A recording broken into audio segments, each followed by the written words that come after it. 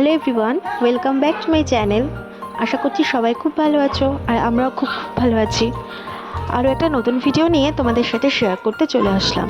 তো আজকের ভিডিওটা হলো শ্রাবণ মাসের প্রথম সোমবারটা ঠিক কীভাবে কাটিয়েছিলাম। আর শ্রাবণ মাসের প্রথম সোমবারটা কিন্তু প্রচণ্ড পরিমাণ বৃষ্টি দিয়েই শুরু হয়েছিল। সারাটা দিন আজকে ভালোই বৃষ্টি হয়েছে। তো মামামকে ঘুম থেকে তুলে দিয়েছিলাম একটু দেরি করেই, যেহেতু আজ আমার সকাল থেকে অনেকটাই কাজ ছিল, সেই জন্য মামামকে একটু দেরি করেই তুলেছিলাম। তো ঘুম থেকে ওঠার পরেই দেখো মামার সাথে দুষ্টুমি শুরু করে দিয়েছে।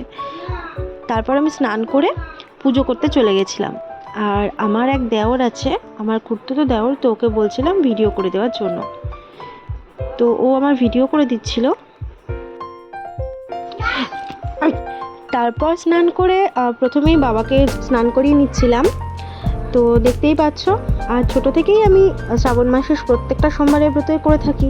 ছোটোবেলায় হয়তো সেইভাবে পারতাম না, কিন্তু একটু বড় হয়ে যাওয়ার পর থেকে যখন বুঝতে শিখলাম, তখন থেকে শ্রাবণ মাসের শেষ সোমবারের ব্রতটা করতাম, আর তার সাথে প্রায় প্রত্যেকটা ব্রতই করতাম। তো এখনও ঠিক সেইভাবেই, যে 3 বছর বাইরে ছিলাম সেই 3 বছরও কিন্তু তার ব্যতিক্রম হয়নি। তো আজকে ভেবেছিলাম একটু মন্দিরে যাব, যেহেতু প্রচণ্ড বৃষ্টি হচ্ছিল তার জন্য মন্দিরে যাওয়া হয়নি। বাড়িতেই যেহেতু আমার অনেকগুলো শিব ঠাকুর আছে, তোমরা দেখতে পাচ্ছ এখানে 2টো শিব ঠাকুর, কিন্তু আমাদের কিন্তু অনেকগুলো শিব ঠাকুর আছে। কিন্তু কোনো একজন বলেছিলেন যে একসাথে অনেকগুলো শিব ঠাকুর রাখা নাকি অমঙ্গল। আমি ঠিক জানি না যে শিব ঠাকুরের মূর্তি কতগুলো রাখা মঙ্গল বা অমঙ্গল। আমার মনে হয় যে শিব মূর্তি মানেই মঙ্গল। তো তোমরা যদি কোনো কিছু এই বিষয়ে জেনে থাকো অবশ্যই আমাকে জানিও। তো আপাতত আমাদের বাড়িতে 2টো শিব মূর্তিরই পুজো হয়। তারপর আমি পুজো করে নিয়েছিলাম গোপাল ঠাকুরেরও। তো আমার যেহেতু লাড্ডু গোপাল আছে, তো লাড্ডু গোপালের পুজোটাও কিন্তু ভালোভাবেই করতে হয় প্রত্যেক দিন। আর আমি প্রত্যেক দিন ভালোভাবে পুজো করতে পারি না, যেহেতু আমার মেয়ে অনেকটাই ছোট, সেহেতু ওর দাদা মানে আমার শ্বশুরমশাই পুজোটা ভালোভাবেই করেন। তবে বিশেষ বিশেষ দিনগুলোতে আর গোপুসোনার সকাল সন্ধ্যের ভোগটা কিন্তু আমিই দিয়ে থাকি।